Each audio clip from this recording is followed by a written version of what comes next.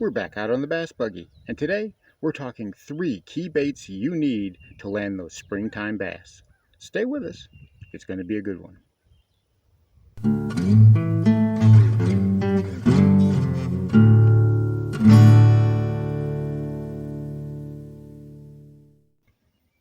And it's time for another installment of How to Speak Mississippi. And today's word is, would you did you? It's an inquiry. You didn't bring your crankbait, would you, did you? Please remember to like, subscribe, share on social media, and hit that notification bell. Now, on with the show. And we finally have one. That's a good one. That's a really nice one. That's a 2.5 pounder. It's good. That's a nice one. On the swim jig. Yeah. Just jigging it. Choked it. Welcome back to Lowbrow Fishing. And today we're discussing springtime baits. 3 baits that can help you bring more bass to the boat. But more specifically, we want to understand the patterns associated with those baits. Because while you random junk fishing will put some bass in your boat, it's easier to consistently put bass in the boat whenever you understand the patterns and why those baits work when they work, and trying to figure out when the best time to throw those baits is. So first of all, we're going to get the obvious ones out of the way, and that is the good old spinnerbait. I have 2 different types here that look very similar. They both have a willow blade and a Colorado blade, and they work great. This one I use more for clear water, and this one I'll use for water that has a little bit of stain, or if it's nighttime, darker out. And this one also has a red hook, which is something that I've been getting into a lot lately. That little bit of red seems to really attract those fish. Now, when is a good time to throw these? Well, you've heard that they come through wood very well. They go around laydowns and structures very well, and that's true. Now, why are we doing that? Well, as the post-spawn comes in, those bass are moving from their spawning beds back out into the main lake for where they'll spend the summer. And when they're heading back out, they're going to follow the same paths that they took to get back into those spawning coves, the places where they've always gone, and they'll follow creek channels or current paths. And year in and year out, these bass will take the same paths. They treat them like highways. And along those points, secondary creek points, main lake points, the mouths of creeks, you find that where the current converges and you can find wooden structure, a spinnerbait is remarkably effective in those areas. Don't be afraid to beat the bank with it. Throw it right up into that cover and pull it through almost like you would be doing a flip and jig. A spinnerbait, that wire will come through pretty cleanly. And remember, a spinnerbait is essentially the original Alabama rig. Those blades spinning mimic shad. And those fish coming back from spawn are going to be hungry. And they're going to be looking for an easy meal. And again, find where that current is flowing. Find breaks and points in that current, where the eddies are, where the flows are, the places where nutrients can be trapped that the shad and other bait fish are going to be feeding on. That's why the bait fish will be there. The current takes the nutrients there. The bait fish feed on the nutrients, plankton, algae, and whatever else happens to be there, and the bass feed on the bait fish. The circle of life. It's important to understand why the spinnerbait works under these situations. Again, especially if you're having a shad spawn in your lake, you will find that not only will a spinnerbait be effective, but a chatterbait will too. Even an underspin, something that's got a little bit of flash that mimics a small school of fish. This particular bladed jig I made, so you won't be able to find this one in a store, but something along this color. You see it's a very natural color. This is a bluegill pattern, and I have a Zoom Super Fluke as a trailer. It's one of my favorite trailers to use, and I've done a little methylate on the tail to give it a little bit of red. Again, that little hint of red seems to do great. It seems to just attract the fish. Now, a lot of people will be talking about throwing red baits in the pre-spawn, and we're getting out of that phase, especially in the deep south. We're going more toward natural colors as the water clears up, or something that's got some chartreuse or some fire tiger colors if that water's got some stain on it. It depends upon your waters.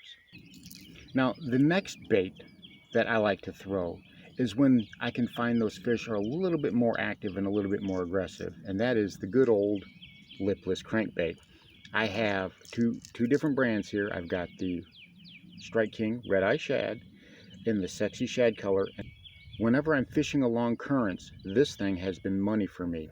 I follow the current, or I can follow underwater creek channels or secondary channels under the lake, and I can usually find where those bass are using it like a highway to come back from their spawning points.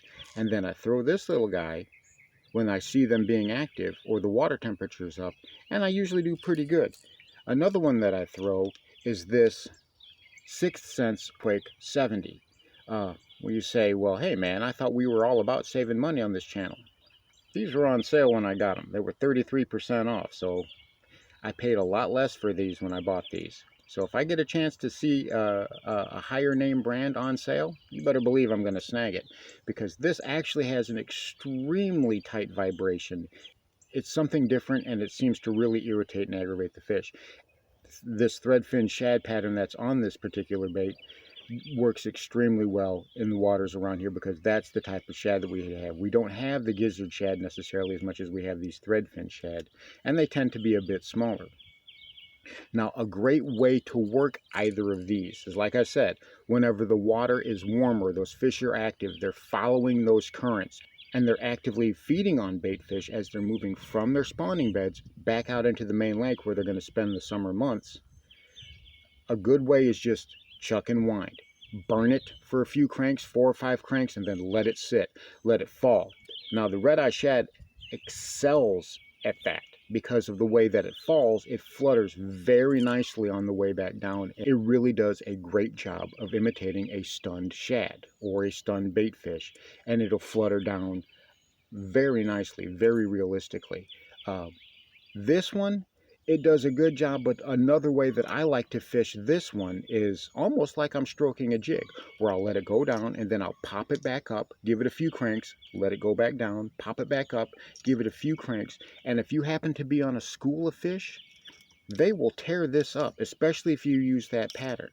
Now remember, a school of fish, it's easier to catch fish than it is to single fish because of the mentality that they have. If one of those fish sees another fish attacking the bait, they're going to want to try to get it first. And that's why a lot of times it's strange, you'll actually catch 2 fish on a single bait. It's really crazy, but this is the time of year to do that. If you're throwing an A-rig, it's nothing to see 2 fish being caught at a time. But I've actually seen recently instances where 2 fish are being caught on a crankbait simply because you're landing on a school and they're very competitive for food. It's a really neat thing. You can essentially double up with yourself. But those are times that I like to throw a lipless, is when the fish are more active, when they're feeding, and you can find the currents where they're using like a highway to go through, and you just basically, you can stroke it like a jig, or you can chuck and wind, burn and pause, burn and pause. Both of those are exceptionally effective. And lastly, we have a bait that might be a surprise to a few of you, but if you're actually finding those fish are not biting a spinnerbait, or they're not biting a lipless, you may have to almost get finesse at some point. Those fish will start suspending, and they don't want to bite anything on the bottom, and they don't want to bite anything on the top. Well, in the springtime, I find that this is an instance whenever you have a good strong wind blowing from the main lake, and it'll be blowing across the mouths of extending creek arms. And as we know, the wind rarely blows in straight lines. Usually it's going to blow at a slight angle. And you have trees and coast and bank all along the side of the lake. And as that wind is blowing across the mouth of the creek, it creates eddies and swirls in that current. And those bait fish will set up in those eddies and swirl. They'll be feeding on the algae and the plankton and the things that are in there. And those eddies almost give them a safe haven in that current where they can ride them from one side to the other. And the bass will be set up at the mouths of those creek arms, facing into the current, ready to snatch an unwary bluegill or shad or whatever happens to come their way. On your sonar, usually what you'll find is bass will be suspended about halfway up into the water column. And whenever bass are like that, they can be challenging to catch. So what I use in those instances is a good old jerkbait. Here we have a Guggen jerkbait, and here we have an old cotton cordell minnow, and they work the same way. This one is more of a suspending jerkbait. It's got a slow fall to it as it goes. This actually floats, so whenever you do your twitch pause, it'll start to float up a little bit. So they each have different applications, but depending upon the application that you're doing, how the fish are suspended, as whatever the conditions are. Remember, every lake, the fish have their own personality, so it's best to have multiple types. I like to start out with this one, and if the fish just aren't interested, if I can catch a few here or there, but I'm not feeling like they're actually really going for it, then I'll switch to this, and chances are the bite really picks up.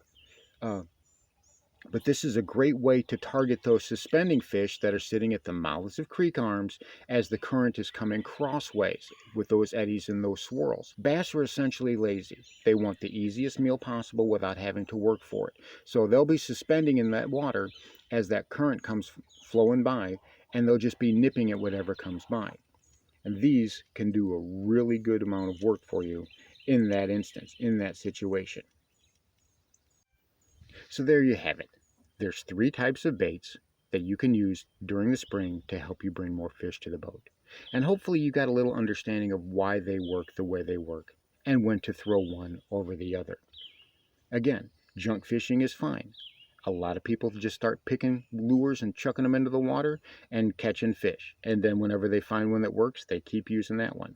However, whenever you want to get on a consistent pattern on a new body of water, or wherever you're fishing, even on your home lake, it is best to understand why the baits work the way they work and when the best time to throw one bait over another. Even a bait's color can play a role, whether the water's stained or whether it's clear. The bottom line, and the best thing to understand is that it's techniques and patterns over baits.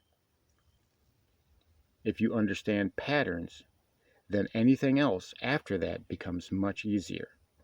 As a person whom I respect greatly once told me, fish patterns, not spots. And there's so much truth into that statement. Thanks for watching Lowbrow Fishing. We'll catch you in the next one.